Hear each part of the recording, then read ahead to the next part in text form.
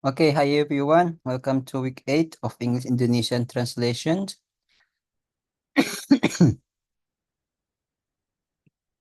Okay, this week we will talk about translating fiction works. Why I came up with uh, a topic of translating fiction, because I think I want to balance the discussion that we have in this course, which is not only translating non-fictions, but also translating fictions. And I need to be totally honest that I kind of having difficult times finding sources to talk about. But luckily I came across this journal article talking about translating a novel, Problems and Solution, from Rudy Hartono, Semarang State University. And I think it is a really good um, journal article as a base for us to talk about it. So basically this week we're gonna be talking about what Rudy Hartono have found and have written about, have discussed about in his journal article. Okay.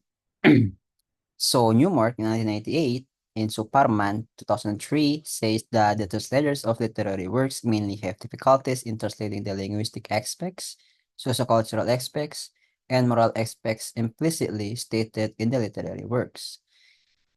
Jadi menurut Newmark yang dikutip oleh Suparman, eh, jadi sebenarnya para penerjemah itu, penerjemah karya sastra, literary works, itu sebenarnya memiliki kesulitan dalam hal menerjemahkan aspek linguistik, aspek sosiokultural, dan juga aspek moral. Seperti yang saya bilang dari beberapa minggu yang lalu, menerjemahkan itu bukan hanya kata per kata. Menerjemahkan uh, bahasa adalah menerjemahkan culture, ya kan? Dan contoh nyatanya itu bisa kita temukan dalam menerjemahkan karya sastra, karena banyak sekali hal-hal yang cuma ada di budaya tertentu, di negara tertentu. Makanya konteksnya cocok kalau mereka nulis karya sastra dalam bahasa mereka dan hanya orang-orang dari negara mereka yang bisa connect dengan karya sastra tersebut. Karena mungkin karya sastra tersebut memiliki aspek-aspek sosiokultural dan moral yang kalau menurut pembaca di luar negara mereka bakal menganggap itu agak susah untuk dipahami. Jadi para translators itu mengalami kesulitan dalam hal tersebut, ya. Bukan hanya linguistik aspek tapi juga sociocultural dan juga moral aspek. Kemudian Harjo Prawiro pada tahun 2006 berargumen bahwa translating a novel is different from translating an ordinary text. Jadi sudah pasti ya, sudah jelas ya, menerjemahkan novel itu, novel adalah salah satu bentuk karya sastra. Bisa novel, bisa drama, bisa puisi, ya. Jadi menerjemahkan novel itu berbeda, sama sekali berbeda dengan menerjemahkan teks biasanya. The difference is on the use of idiomatic expressions and figurative language. Jadi biasanya karya sastra itu dia kaya akan ekspresi idiom dan juga bahasa-bahasa yang figuratif gitu ya. Jadi ada literally, ada figuratively, ada secara harfiah, ada secara figuratif, lawan dari harfiah. The figurative languages and idiomatic expressions contain connotative meanings because they are categorized into literary words that are different from technical words. Jadi literary word, kata-kata sastra itu berbeda dengan technical words atau kata-kata yang teknis biasanya kita temukan dalam teks-teks biasanya yang lainnya, non sastra, teks non sastra. He also adds that novel translators have problems in translating local proper nouns or names in a very long paragraphs. Jadi susah juga menerjemahkan kata-kata benda nouns yang proper, yang cocok gitu ya. Menurut si dari mana si karya sastra ini berasal dan juga nama-nama mereka. Sir Investnet McGuire in 1991 states that translating is not just rendering the explicit notion in the sentence, but understanding the implicit purpose beyond the sentence or statement. Jadi bukan hanya menerjemahkan kalimat, tapi memahami uh, tujuan dari penggunaan kalimat-kalimat tersebut. Karena kalau dalam karya sastra itu satu kata pun itu ada maknanya, ada tujuannya. Kenapa ada kata itu? Kenapa harus kalimat ini, ya kan? So translators should translating process carefully. So translators should do translating process carefully. Jadi harus sangat hati-hati dalam proses penerjemahan. Many novel translators do carelessness when they translate novels. For example, they do mistakes in transferring information. Beberapa kesalahan itu bisa terjadi dalam menerjemahkan transfer informasi at their own interpretation that is out of the original text. Jadi kayak mereka lihat teks terus mereka menerjemahkannya, memberi maknanya interpretasi sesuai dengan apa yang mereka pikir. Padahal itu berbeda dengan original teksnya gitu. Jadi um, interpretasinya itu sebenarnya tidak seperti itu. Jadi kita harus benar-benar memahami si konteks dan interpretasi dari eh, teks tadi. Teks ini dari mana? Ditulisnya pakai bahasa apa? Jadi kalau ditulis kayak begitu, artinya bagaimana?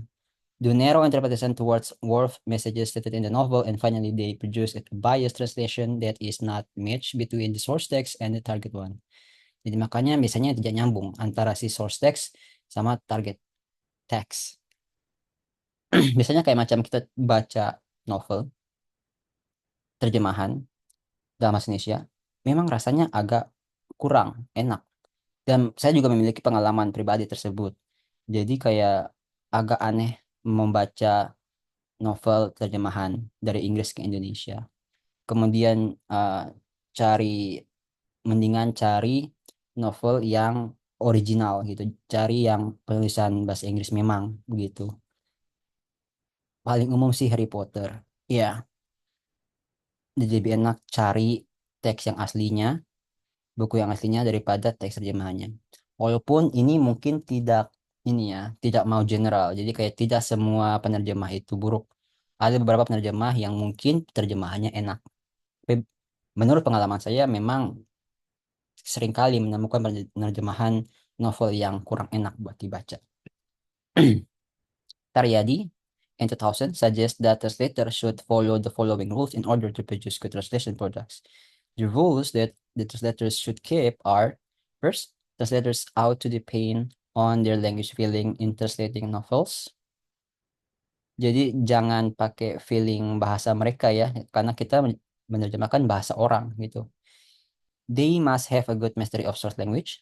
Jadi harus paham betul source language-nya. Contoh si novel ini dari bahasa Inggris, jadi betul harus paham si bahasa Inggris ini kayak gimana. Setiap ekspresi, kata, kalimat itu paham maknanya kayak bagaimana supaya kita bisa menerjemahkan makna itu dengan proper, dengan baik. And then three, they should be able to master the target language and culture. As I said, translating language is translating culture. So when we talk about language, when we learn about language, we also need to learn about the culture as well. They should be familiar with the culture of source language. Harus sangat paham dengan budaya dari source language ini. Five, they also should be familiar with the culture of target language. Jadi keduanya ya, saat menerjemahkan novel dari bahasa Inggris ke bahasa Indonesia, kita harus paham bagaimana bahasa dan budaya itu terkoneksi dalam bahasa Inggris dan bagaimana bahasa dan budaya itu terkoneksi dalam bahasa Indonesia. Seperti kayak contoh-contoh yang kita pernah bahas sebelumnya di pertemuan-pertemuan awal. They must have a broad knowledge and science of literary works. Harus punya pengetahuan yang sangat luas tentang karya sastra. Nah ini sarannya, in order to avoid some problems, untuk menghindari problems tadi, and get appropriate solution in translating a novel, even to produce a high quality of novel translation, translators should keep a basket of masteries of both source and target language and cultures.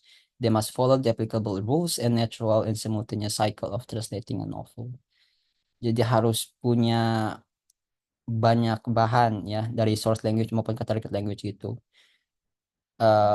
Proper word, kalau ini terjemahkan baiknya ini, culture ini diterjemahkan ke Indonesia baiknya apa begitu supaya cocok, supaya nyambung buat si pembacanya. And that's all for week 8, and we will see. I switch week 8 with 9 as I said, and the plan is we will meet in person in week 9. I'm gonna go back and then we meet in person from 9 up to last meeting, hopefully. And in week 9, we will have midterms because I switched 8 with 9 here. Okay. Okay. So that's all for today. Don't forget to give a minimum 100 comments, 100 word comments. You can write more, of course. And thank you all for coming and joining virtually, and I will see you next time.